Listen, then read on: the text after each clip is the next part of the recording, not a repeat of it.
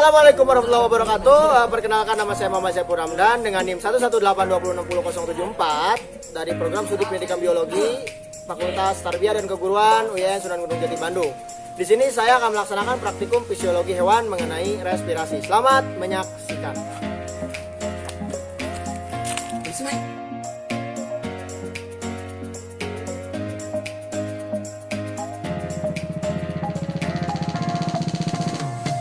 Oke, baiklah teman-teman, di sini saya akan menjelaskan mengenai sistem pernapasan. Apa sih sistem pernapasan itu atau pengertian pernapasan? Pengertian pernapasan itu adalah suatu proses mulai dari pengambilan oksigen atau pengeluaran karbohidrat hingga penggunaan energi di dalam tubuh. Manusia bernapas menghirup oksigen dalam udara bebas dan membuang karbon dioksida ke lingkungan. Oke. Yang selanjutnya ada respirasi, dapat dibedakan menjadi dua jenis ya teman-teman. Yang pertama itu ada respirasi luar. Nah, respirasi luar ini merupakan pertukaran O2 dan CO2 antara darah dan udara.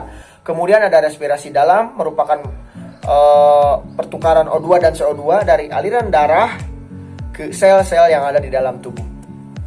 Kemudian ini ada mekanisme pernapasan itu dibagi menjadi dua ya teman-teman. Yang pertama itu ada pernapasan dada. Nah, pernapasan dada ini terjadi karena otot antar tulang rusuk berkontraksi sehingga tulang rusuk terangkat dan akibatnya volume atau rongga dada membesar. Kemudian ada pernapasan perut. Pernapasan perut ini terjadi karena gerakan diafragma. Jika otot diafragma berkontraksi atau rongga dada akan membesar dan paru-paru akan mengembang. Nah, baiklah teman-teman, di sini saya akan memperlihatkan alat bahan yang saya gunakan. Itu yang pertama ada galon, dimana galon ini terlebih dahulu dikasih garis ukuran. Kemudian di sini saya juga menggunakan baskom untuk menampung air. Kemudian juga ada selang ya. Kemudian ada timbangan. Kemudian ada alat pengukur tinggi badan.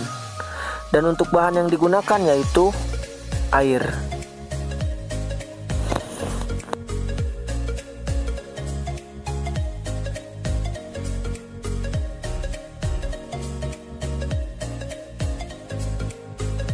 Sebelum memulai praktikum, saya mengukur tinggi badan saya dan diketahui tinggi badan saya yaitu 167 cm.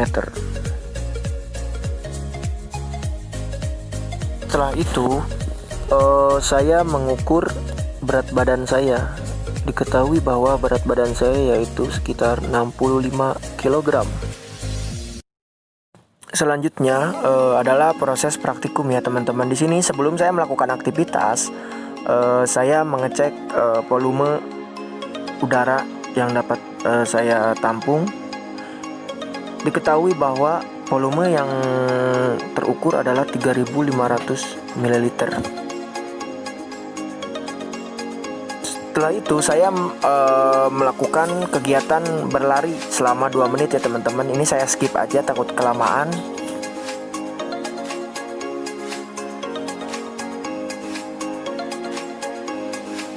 Setelah berlari, saya melakukan pengukuran kapasitas paru-paru saya kembali. Ternyata diketahui atau kapasitas paru-paru saya berkurang menjadi 2.500 ml dari keadaan awal yaitu 3.000. Setelah melakukan aktivitas berkurang menjadi 2.500 ml atau bisa dilihat dari tabel pengamatan ya teman-teman.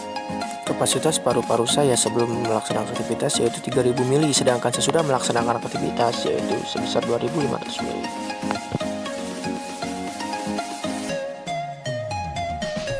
Baiklah teman-teman, di sini saya akan menjawab pertanyaan. Pertanyaan pertama, pengaruh jenis kelamin terhadap kapasitas paru-paru. Jawabannya adalah kapasitas vital paru-paru berpengaruh terhadap jenis kelamin seseorang.